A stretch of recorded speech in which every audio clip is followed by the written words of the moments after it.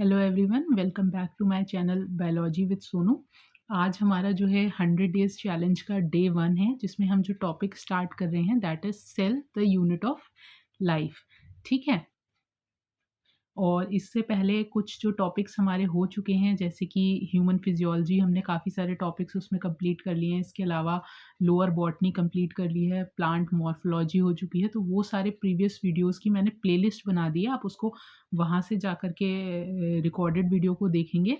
And upcoming week में जो है सैटरडे संडे में हम लोग क्या करेंगे, एक-एक टॉपिक का उठा कर के उनके प्रीवियस ईयर और इम्पोर्टेंट जो जहाँ से कॉन्सेप्ट्स हैं उनके क्वेश्चंस को कर लेंगे। ठीक है? तो जिससे हमारा रिवीजन भी हो जाएगा, क्योंकि उन पर्टिकुलर क्लासेस को जो मैं ऑलरेडी ले चुकी हूँ उसको मैंने हटाया नहीं है। आप लोग वही देखिएगा, मैं दोबारा से उनका रिकॉर्डेड वर्ज़न अपलोड नहीं करूँगी। ठीक है? अब हम जो स्टार्ट कर रहे हैं आज, that is cell the unit of life. तो without wasting any time start करते हैं। अच्छा, अगर आप लोगों को मेरे वीडियोज़ अच्छे लग रहे हैं तो आप चैनल को सब्सक्राइब कर सकते हो, क्योंकि ये जो कंटेंट मैं प्रोवाइड करा रही हूँ उसकी कोई फ़ीस नहीं है। आपको सिर्फ़ क्या करना है, अपने फ्रेंड सर्कल में इसको शेयर करना है, वीडियो को लाइक करना है। ठीक है? और अगर आपके कोई डाउट्स आते हैं तो वो आप मुझे कमेंट सेक्शन में पूछ सकते हो। तो स्टार्ट करते हैं।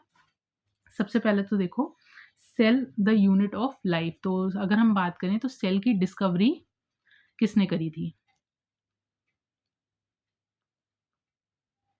डिस्कवरी। तो इसकी जो डिस्कवरी है इसको हम 2 तरीके से देखते हैं। एक तो हमारा डेड सेल की डिस्कवरी, ठीक है?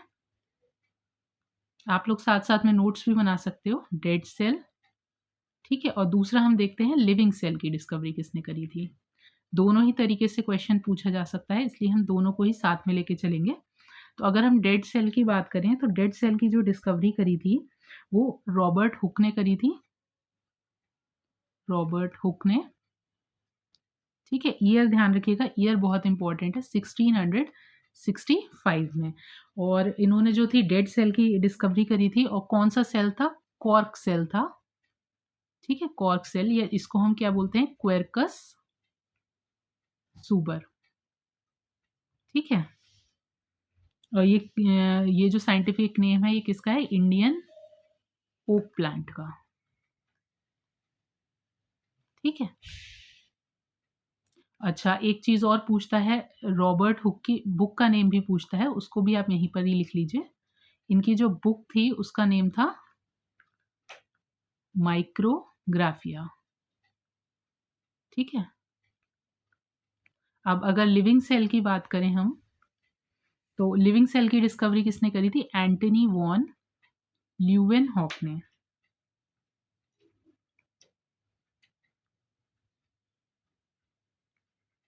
ठीक है? और किसमें करी थी? बैक्टीरिया में। तो ये तो हमने डिस्कवरी देख ली। अब हम देख लेते हैं कि स्मॉलेस्ट सेल कौन-सा होता है, लार्जेस्ट सेल कौन-सा होता है, वो भी देख लेते हैं यहीं पर इसी स्लाइड में। तो अगर हम बात करें स्मॉलेस्ट सेल की,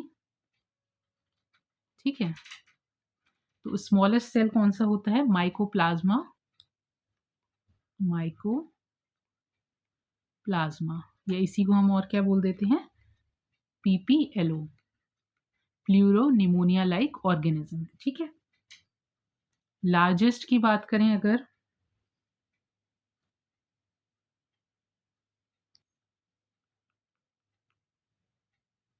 लार्जेस्ट सेल, तो ये होता है ऑस्ट्रिच एग, ठीक है? अच्छा, ह्यूमन में अगर हम बात करें, इन ह्यूमन, तो ह्यूमन में स्मॉलेस्ट एंड लार्जेस्ट। तो देखो, स्मॉलेस्ट की अगर हम बात करें तो ह्यूमन में स्मॉलेस्ट सेल कौन-सा होता है? स्पर्म। एंड लार्जेस्ट की बात करें तो लार्जेस्ट कौन-सा होता है? ओवम, ठीक है? अच्छा, एक और पूछा जाता है इसमें, लार्जेस्ट प्लांट सेल, ठीक है? तो यहाँ पर आप लिख लो लार्जेस्ट प्लांट सेल कौन-सा है? प्लांट सेल, तो ये है एसिटाबुलेरिया, जिसे हम क्या बोलते हैं? अम्बेल प्लांट भी बोलते हैं, ठीक है? और ये यूनिसेल्ड मेरीन ग्रीन एल्गी होता है। और वहीं पर अगर बात करी जाए लॉन्गेस्ट की, तो आप अपने नोट्स में लिख लीजिएगा, यहाँ पर स्लाइड में जगह नहीं बची है, या मैं छोटा-सा चलो लिख देती हूँ यहाँ पर। लॉन्गेस्ट में, तो लॉन्गेस्ट में एनिमल में होता है नर्व सेल इन एनिमल, ठीक है? और वहीं पे बात करें इसके अलावा रेमी फाइबर जो होता है वो यूट्रिसिएसी फैमिली में होता है, ठीक है? वो भी लॉन्गेस्ट सेल है। अब आ जाते हैं हम सेल थ्योरी पर। तो देखो, सेल थ्योरी जो दी थी, ये 2 साइंटिस्ट ने दी थी। एक तो श्लीडन और दूसरे थे श्वान, ठीक है? इन दोनों ने ये सेल थ्योरी दी थी। अच्छा, इनका क्या कहते हैं, ये भी पूछ लेता है कि ये कहाँ से बिलॉन्ग करते हैं। तो श्लीडन जो थे वो जर्मन बॉटनिस्ट थे, ठीक है? और इन्होंने कब दी थी? 1838 में। और श्वान जो थे ये ब्रिटिश ज़ूलॉजिस्ट थे। इन्होंने 1839, ईयर भी आपको ध्यान रखना है क्योंकि ईयर भी पूछे हुए हैं। तो आप इस तरीके से ध्यान रख सकते हो। देखो श्वान नेम आ रहा है ना, तो श्वान जो होता है एनिमल, और डॉग को हम श्वान बोलते हैं, है ना? तो एनिमल है यानी कि ज़ूलॉजिस्ट से रिलेटेड है। तो श्वान क्या थे? ब्रिटिश ज़ूलॉजिस्ट थे, ठीक है? अब इन्होंने इस थ्योरी में कहा क्या, वो भी देख लेते हैं। तो अगर इस थ्योरी की बात करें तो इन्होंने क्या बताया कि सेल जो है स्ट्रक्चरल एंड फंक्शनल यूनिट है लाइफ का, structural and functional unit of life है, ठीक है? इसके अलावा जो बॉडी है हमारी, वो लिविंग ऑर्गेनिजम्स की, वो कैसे बनी हुई है? That is made up of cells and their products. तो body of living organisms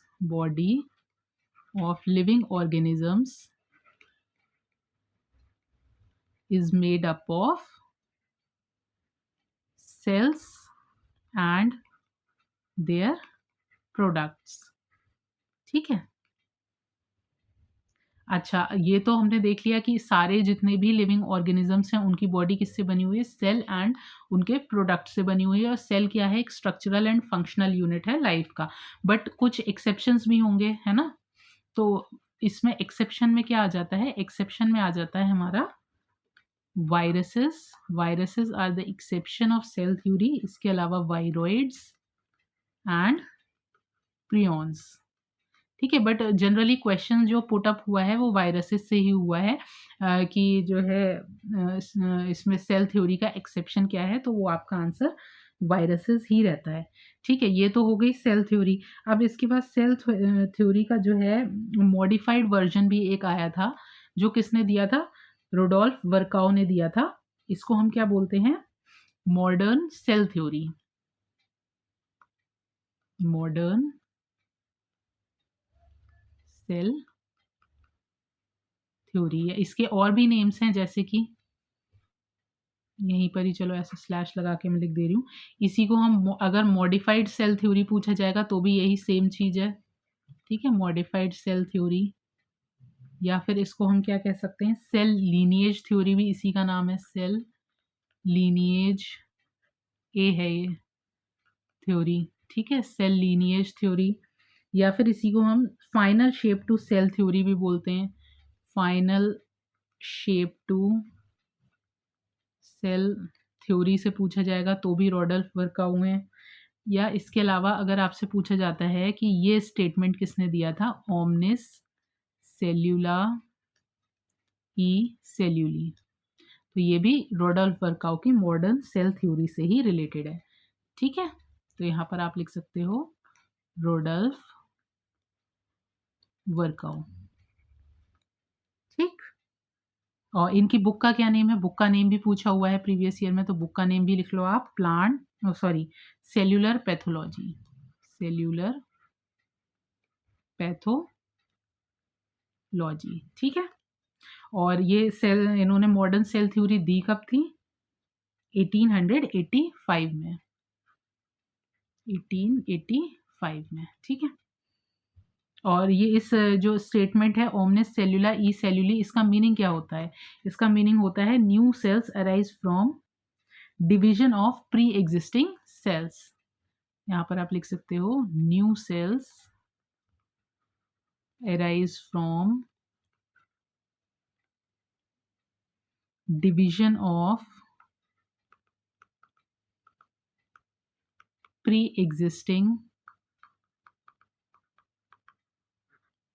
cells। ठीक है, अब आ जाते हैं, अब हम देख लेते हैं सेल्स जो हैं वो कितने टाइप के होते हैं। तो बेसिकली देखो, अगर हम सेल की बात करें तो हम देखते हैं, एक तो प्रोकैरियोटिक सेल देखते हैं ना, प्रोकैरियोटिक सेल। दूसरा हम कौन सा देखते हैं? मीजोकैरियोटिक सेल। और तीसरा होता है यूकैरियोटिक सेल, है ना। तो प्रोकैरियोटिक और यूकैरियोटिक के बीच का होता है मीजोकैरियोटिक सेल। इनका थोड़ा सा हम देख लेते हैं कि हम इन्हें कैसे डिफ्रेंशिएट करते हैं। तो देखो, प्रोकैरियोटिक सेल जो होता है उसमें ना तो न्यूक्लियर, मैं शॉर्ट में लिख दे रही हूँ, ना तो न्यूक्लियर मेम्ब्रेन होती है, यानी कि न्यूक्लियर मेम्ब्रेन एब्सेंट होती है। इसके अलावा जो हिस्टोन प्रोटीन होता है ना, हिस्टोन प्रोटीन भी एब्सेंट होता है। यानी कि इसका जो डीएनए होता है वो कैसा होता है? नेकेड डीएनए होता है। और इसके एग्जाम्पल्स में क्या क्या आ जाएगा? इसके एग्जाम्पल्स में आ जाएगा, एग्जाम्पल इसके ऊपर लिख दे रही हूँ, बैक्टीरिया। ठीक है, बैक्टीरिया में भी यू बैक्टीरिया और आर की बैक्टीरिया। ठीक है, अब वही बात करें अगर मीजोकैरियोटिक की, तो मीजोकैरियोटिक में क्या होता है? न्यूक्लियर मेम्ब्रेन तो प्रेजेंट होती है, लेकिन जो हिस्टोन प्रोटीन होता है, हिस्टोन प्रोटीन एब्सेंट होता है, हिस्टोन प्रोटीन एब्सेंट। ठीक है, और इसके एग्जाम्पल्स में क्या आ जाएगा? इसका एग्जाम्पल हो जाएगा डीनो फ्लैजिलेट्स। ठीक है, नेक्स्ट आ जाते हैं अब हम अपने यूकैरियोटिक सेल पर। तो यूकैरियोटिक सेल की अगर हम बात करें तो इसमें न्यूक्लियर मेम्ब्रेन भी प्रेजेंट होती है और हिस्टोन प्रोटीन भी प्रेजेंट होता है। ठीक है, ये बेसिक डिफरेंस है। आप देख लेते हैं, देखो एक चार्ट बना करके कि जो प्रोकैरियोटिक ऑर्गेनिज्म और यूकैरियोटिक ऑर्गेनिज्म है उनमें क्या डिफरेंस रहता है। देखो, मैं नोट्स इसलिए भी आपके साथ साथ में बनवा रही हूँ क्योंकि जो भी बच्चे मेंस की भी प्रिपरेशन कर रहे हैं ना, अभी एलटी मेंस की भी डेट आ गई है, इसके अलावा जो है पीजीटी इसमें ईएमआरएस का भी प्री का रिजल्ट आ गया है। तो ये सब सब्जेक्टिव जो मैं आपको लिखवा रही हूँ ये सब आपको हेल्प करेगा मेंस की आंसर राइटिंग में। ठीक है, क्योंकि अगर सपोज करो क्वेश्चन आ गया आपका 50 वर्ड्स में, आपको डिफ्रेंशिएट करना है प्रोकैरियोटिक ऑर्गेनिजम्स और यूकैरियोटिक ऑर्गेनिज्म में, तो आपको पॉइंटर्स बिल्कुल फिंगर टिप्स पर होने चाहिए आपके, कि आपको सोचना ना पड़े, तुरंत आप फटाफट फटाफट लिखते जाओ, है ना। ठीक है, तो देख लेते हैं हम इसको, स्क्रीन में बड़ी कर लेती हूँ। हाँ, ठीक है, तो एक तरफ हम लिख लेंगे प्रोकैरियोटिक ऑर्गेनिजम्स, प्रोकैरियोटिक ऑर्गेनिजम्स, और एक तरफ हम यहाँ पर लिख लेंगे यूकैरियोटिक ऑर्गेनिजम्स। ठीक है, चलो एक एक करके देख लेते हैं। सबसे पहले तो बात करें प्रोकैरियोटिक ऑर्गेनिजम्स में क्या होता है? न्यूक्लियस जो होता है विदाउट न्यूक्लियर मेम्ब्रेन होता है। ठीक है, न्यूक्लियस विदाउट न्यूक्लियर मेम्ब्रेन। और इसमें क्या होगा? इसमें न्यूक्लियर मेम्ब्रेन प्रेजेंट होती है। ठीक है, इसके अलावा प्रोकैरियोटिक में हमने ऊपर क्या देखा था? हिस्टोन प्रोटीन कैसा होता है? एब्सेंट होता है। इसमें क्या होता है? हिस्टोन प्रोटीन प्रेजेंट होता है। आपको एग्जाम में ये चीज़ नहीं करनी है कि आप प्लस और एंटी लिख रहे हो, प्रॉपर आपको प्रेजेंट ही लिखना है। यहाँ पर मैं शॉर्ट में लिख रही हूँ इसलिए इस तरीके से लिख रही हूँ, है ना। उसमें एग्जाम में क्या होता है, आपको ऐसा वाला एंड भी नहीं बनाना है, और जैसे कई लोग शॉर्ट में चीज़ों को लिख देते हैं ना, तो वो सब चीज़ें नहीं करनी, प्रॉपर ठीक तरीके से ही आपको लिखना है। ठीक है, हिस्टोन प्रोटीन हो गया। देन उसके बाद हमने प्रोकैरियोटिक ऑर्गेनिज्म में कंपार्टमेंटलाइजेशन देखने को नहीं मिलता है। No compartmentalisation. कंपार्टमेंटलाइजेशन कैसा? कि इस तरीके से कि मतलब अलग अलग चीज़ें सब अपना अपना वर्क कर रही हैं, कोई कंपार्टमेंट्स नहीं होते हैं इसमें, जैसे कि एंडोप्लाज्मिक रेटिकुलम हो गया, गोल्जी बॉडी वगैरह, ये सब चीज़ें नहीं होती हैं। ठीक है, यहाँ पर क्या होता है? यहाँ हमें कंपार्टमेंटलाइजेशन देखने को मिलता है।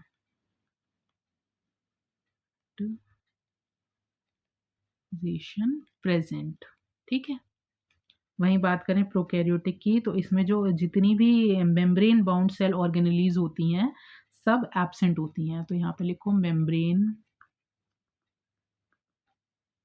बाउंड सेल ऑर्गेनेलीज एब्सेंट, और यहाँ पर क्या होता है यूकैरियोटिक में ये प्रेजेंट होती हैं। ठीक, अच्छा, इसमें और हमें प्रोकैरियोटिक में और क्या चीज़ देखने को मिलती है, ओनली ए मेम्ब्रेनस सेल होता है ये, ओनली ए मेम्ब्रेनस सेल ऑर्गेनली कौन सी प्रेजेंट होती है, दैट इज राइबोसोम, और राइबोसोम भी कौन सा होता है 70S फाउंड। ठीक है, और यहाँ पर यूकैरियोटिक में हमें राइबोसोम कैसा देखने को मिलता है, राइबोसोम 70S भी देखने को मिलता है एंड 80S भी प्रेजेंट होता है। ठीक है, डीएनए की अगर बात करें तो डीएनए कैसा होता है, इसमें प्रोकैरियोटिक में DNA single circular double stranded DNA होता है। ठीक है, और यहाँ पर हमें यूकैरियोटिक में कैसा देखने को मिलता है, लीनियर डबल स्ट्रैंडेड डीएनए, लेकिन एक्सेप्शन है माइटोकॉन्ड्रिया एंड प्लास्टिड, इसमें हमें कैसा देखने को मिलता है, सर्कुलर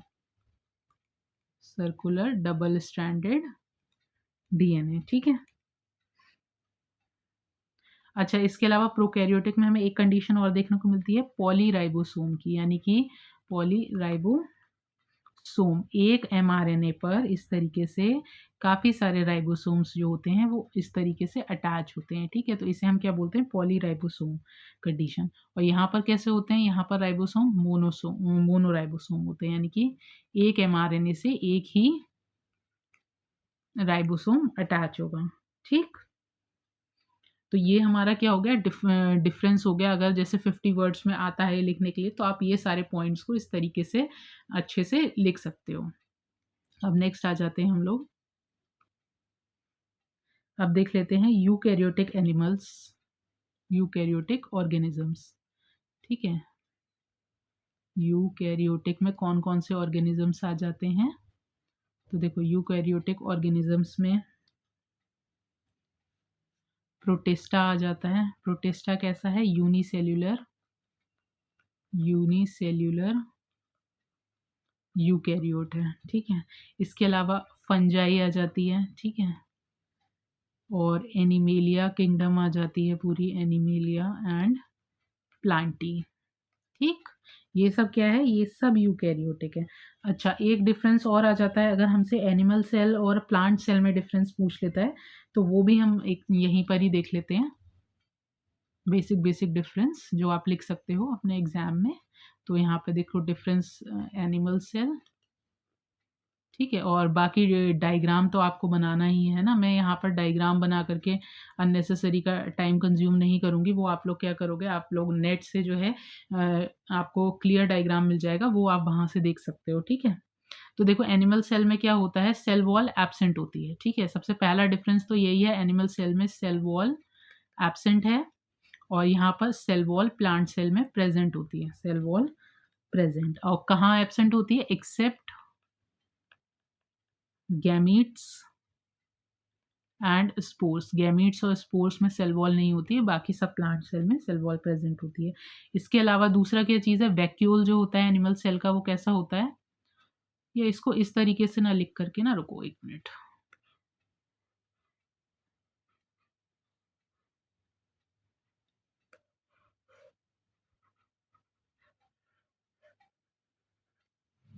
इसको इस तरीके से कर लो, यहाँ पर लिखो एनिमल सेल,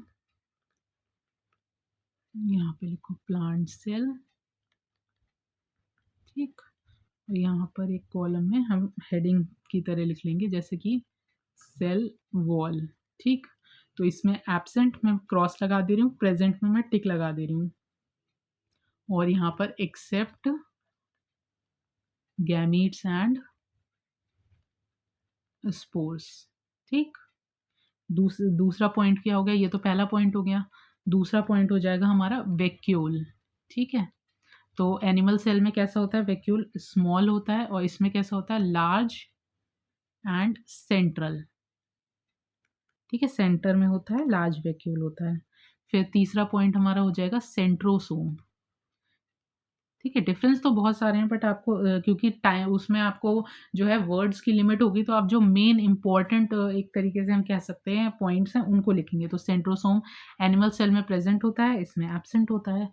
फिर ऐसी क्या चीज़ है, फिर दूसरी चीज़ है प्लास्टिड। ये एनिमल सेल में एब्सेंट होती है, प्लांट में प्रेजेंट होती है। Then fifth is lysosome. ठीक है, लाइसोसोम एनिमल में प्रेजेंट होता है और प्लांट्स में एब्सेंट होता है। इसके अलावा ग्लाइऑक्सीसोम एंड स्फेरोसोम।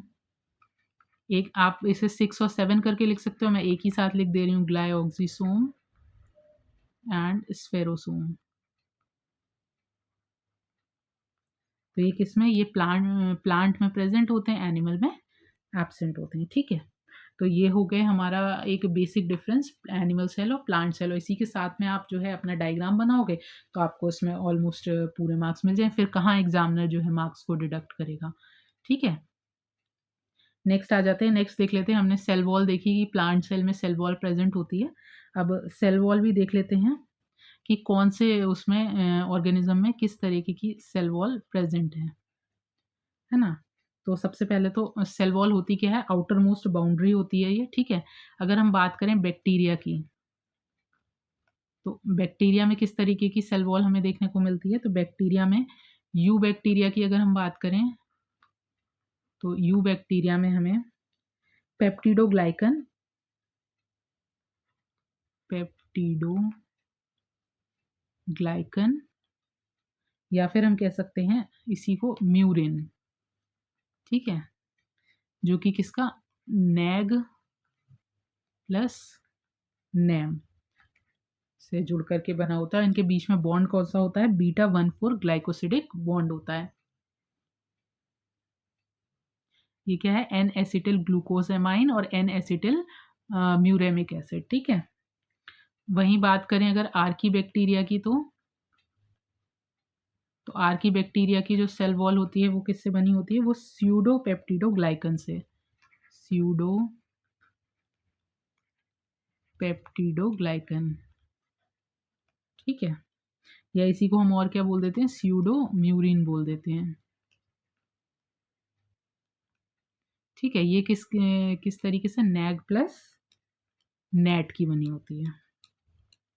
ठीक है, ये हमने ऑलरेडी उसमें बैक्टीरिया वाले टॉपिक में देखा हुआ है कि इनके बीच में कौन से बॉन्ड्स होते हैं, ईथर बॉन्ड किस में ईथर बॉन्ड होता है और इस तरीके से। तो वो चीज़ आप वहाँ से देखोगे, यहाँ मैं इसे ज़्यादा डिटेल में नहीं ले जा रही हूँ क्योंकि ऑलरेडी ये क्लास काफ़ी लंबी हो जाएगी फिर। अब देख लेते हैं बैक्टीरिया के बाद फंजाई की सेल वॉल। तो फंजाई की जो सेल वॉल होती है वो कैसी होती है, काइटिनस होती है, काइटिन की बनी होती है। ठीक है, और ये काइटिन क्या है, नैग का ही पॉलीमर है, नैग पॉलीमर। ठीक, वहीं बात करें अगर प्लांट्स की, तो प्लांट्स की जो सेल वॉल होती है वो बनी होती है सेल्यूलोज की। ठीक है, और इसके अलावा एक पूछी जाती है डायटम्स की। तो डायटम्स की जो सेल वॉल होती है वो कैसी होती है, सिलीशियस होती है। ठीक है, अच्छा अब देखो प्लांट्स की हमने देख ली सेल वॉल कैसी होती है। ये सेल्यूलोज की बनी होती है। तो इसमें एक डायग्राम से हम समझ लेते हैं, छोटे से ही डायग्राम से, ज़्यादा इसमें वो नहीं लेंगे। तो देखो सबसे बाहर वाली जो होती है that is called primary cell wall. ठीक है, मैं इस तरीके से दो सेल्स बना दे रही हूँ यहाँ पर जिससे कि प्लाज्मोडेस्माटा का भी कॉन्सेप्ट यही हो जाएगा। ठीक है, ये सबसे बाहर वाली क्या हो गई, ये हो गई आपकी सबसे बाहर वाली प्राइमरी, अंदर वाली ये हो गई सेकेंडरी।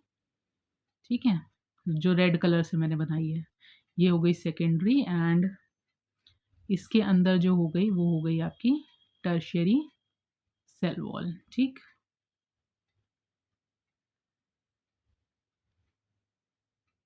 देखो इस तरीके से हम लिख सकते हैं इसको। ये हो गई सबसे बाहरी, दिस इज प्राइमरी, एंड ये कैसी होती है, ये लिविंग होती है। ठीक है, ये काहे की बनी होती है? ये सेल्यूलोज की बनी होती है, ठीक है। वहीं बात करें, दिस वन इज़ द ये रेड कलर से जो है, this is secondary cell wall, ठीक है। ये कैसी होती है? ये लिग्निफाइड होती है, लिग्निफाइड कोमा डेड होती है, ठीक है। और एक तरीके से प्राइमरी सेल वॉल के नीचे होती है, तो यहाँ पर वो तो ऑलरेडी अंडरस्टूड है कि बिलो प्राइमरी सेल होती प्राइमरी सेल वॉल होती है, ठीक है। और इसके अलावा सेकेंडरी सेल वॉल जो होती है वो थिकेस्ट होती है, ठीक है। इसमें लेयर्स देख लेते हैं, एक S1 होती है, S2 होती है, S3 होती है। और इसमें भी अगर और डिटेल में जाएगा तो पूछेगा, तो ये S2 सबसे थिकेस्ट होती है, ठीक। देन ये हो गई आपकी सबसे अंदर वाली, दिस इज ग्रीन वन, ये हो गई आपकी टर्शियरी सेल वॉल, ठीक है। ये भी लिविंग होती है, ठीक है। नहीं सॉरी, ये लिविंग नहीं, टर्शियरी सेल वॉल, ठीक है। अच्छा, अब एक कॉन्सेप्ट और आता है हमारा यहाँ पर प्लाज्मोडेस्माटा का, उसको भी देख लेते हैं। तो ये एक सेल से इस तरीके से यहाँ पे दूसरी सेल तक, ये, ठीक है, दिस इज कॉल्ड प्लाज्मोडेस्माटा। यहाँ अभी आगे हम इसको और डिटेल में देखेंगे, प्लाज्मोडेस्माटा, ठीक है। और इसी प्लाज्मोडेस्माटा के चारों तरफ जो होता है मिडिल लैमेली होता है, यहाँ पर ऐसे करके हम बना सकते हैं, ठीक है। ये वाला जो पोर्शन है ना, ये दिस इज मिडिल लैमेली। और ये मिडिल लैमेली किससे बना होता है? ये कैल्शियम और मैग्नीशियम पेक्टेट से बना होता है। यहाँ पर आप लिख सकते हो मिडिल लैमेली, कैल्शियम और मैग्नीशियम पेक्टेट, ये पूछा हुआ है प्रीवियस ईयर में, तो ये ध्यान रखना है, ठीक। या इसी को हम पेक्टिन बोल देते हैं, ठीक। अब आ जाते हैं, नेक्स्ट देख लेते हैं वैक्यूल के बारे में। नेक्स्ट हेडिंग डाल लीजिए, वैक्यूल, ठीक है। तो वैक्यूल की बात करें तो हमने देखा ही था प्लांट में कैसा होता है वैक्यूल, लार्जेस्ट होता है, लार्ज सेंट्रल वैक्यूल होता है, सेंटर में होता है ना। और अप्रॉक्सीमेटली 90% जो वॉल्यूम ऑफ प्लांट होता है, ठीक, वॉल्यूम ऑफ प्लांट होता है, ठीक है। इसके अलावा देखो, इस तरीके से आप समझ सकते हो कि अगर ये कोई प्लांट सेल है, ठीक है, इसके अंदर ये बड़ा सा वैक्यूल है, ठीक है। और इसके अंदर इस तरीके से ये जो है सेल सैप होता है, सेल सैप बोलते हैं इसको, ठीक है। वैक्यूल की जो मेम्ब्रेन होती है, ये वैक्यूल है, ठीक है। वैक्यूल की मेम्ब्रेन को हम क्या वैक्यूल की प्लाज्मा मेम्ब्रेन को हम बोलते हैं टोनोप्लास्ट। ये भी प्रीवियस ईयर में क्वेश्चन पूछा हुआ है, इंपॉर्टेंट है, ठीक है। अच्छा, इसके अलावा देखो वैक्यूल में और क्या चीज़ हमें देखनी है, सेल सैप हो गया, ठीक है। अब देखो वैक्यूल भी कई टाइप्स के हो सकते हैं। एक तो फूड वैक्यूल होता है, फूड वैक्यूल हमें किस में देखने को मिलता है? फूड वैक्यूल हमें देखने को मिलता है अमीबा में, ठीक है, अमीबा में। वहीं बात करें कॉन्ट्रैक्टाइल वैक्यूल, कहाँ सुना है हम लोगों ने? कॉन्ट्रैक्टाइल वैक्यूल भी पढ़ा है ना। तो कॉन्ट्रैक्टाइल जो वैक्यूल होता है ये हमें देखने को मिलता है अमीबा, पैरामीशियम और यूग्लिना में। अमीबा, पैरामीशियम एंड यूग्लिना में, ठीक है। और ये किसके काम आता है कॉन्ट्रैक्टाइल वैक्यूल? एक तो एक्सक्रीशन के एंड दूसरा ऑस्मो रेगुलेशन के, ठीक है। इसके अलावा हमें तीसरा टाइप कैसा देखने को मिलता है? वो होता है गैस वैक्यूल, ठीक है। ये कहाँ देखने को मिलता है? ये हमें देखने को मिलता है blue green algae and purple sulphur bacteria में। ये किस लिए काम आता है? ये आता है हेल्प्स इन बायंसी, ठीक है। तो ये हमारे यहाँ पर वैक्यूल का टॉपिक कंप्लीट हो गया। अब नेक्स्ट हम देख लेते हैं प्लाज्मा मेम्ब्रेन को, या एक काम करेंगे, चलो प्लाज्मा मेम्ब्रेन से नेक्स्ट क्लास में हम इसको कंटिन्यू करेंगे। अभी यहाँ तक आप लोग रिवाइज कीजिएगा। अब कल नेक्स्ट क्लास में हम प्लाज्मा मेम्ब्रेन से कंप्लीट करेंगे। उसमें हम लोग क्या देखेंगे, जो हमारे सारे वो थे, क्या बोलते हैं, मॉडल्स थे ना, फ्लूइड मोज़ेक मॉडल था, और इसके अलावा उसको डिटेल में पढ़ेंगे। प्लाज्मा मेम्ब्रेन के जो पूरे डिटेल स्ट्रक्चर देखेंगे। इसके अलावा एंडो मेम्ब्रेन सिस्टम जो होता है, देन फिर आपका एंडोप्लाज्मिक रेटिकुलम हो गया, गोल्जी बॉडी, और गोल्जी बॉडी के अलावा और क्या रहता है, उनके फंक्शंस वगैरह, लाइसोसोम है, माइटोकॉन्ड्रिया, क्लोरोप्लास्ट, प्लास्टिड्स है, फिर राइबोसोम देखेंगे, एंड जो माइक्रोट्यूब्यूल्स होते हैं ना, वो चीज़ें। तो मतलब मान के चलो और न्यूक्लियस है ना। तो 2 क्लासेस हमें सेल में और लगेंगी इसमें, एंड 2 क्लासेस के बाद हमारा cell the unit of life complete हो जाएगा, ठीक है। और इसके बाद हम नेक्स्ट जो टॉपिक फिर स्टार्ट करेंगे वो आपका सेल डिवीजन या सेल साइकिल रहेगा, ठीक है। उस वो 1 दिन का मान के चलो। तो इस वीक में आज जो है हमारे 2 टॉपिक कंप्लीट हो जाएंगे। देन सैटरडे संडे में हम सेल और इसका सेल डिवीजन दोनों का ही रिवीजन कर लेंगे। सैटरडे में एक दिन सेल डिवीजन का, और संडे वाले दिन में हम ऐसा करेंगे कि जो हमारा प्रीवियस टॉपिक्स हो चुके हैं, जैसे कि लोअर बॉटनी के, उनके टॉपिक्स, उनके क्वेश्चंस को हम प्रैक्टिस कर लेंगे। तो आपको वो भी रिवाइज करने हैं। टिल देन अब मिलते हैं अपनी नेक्स्ट क्लास में। Till then take care.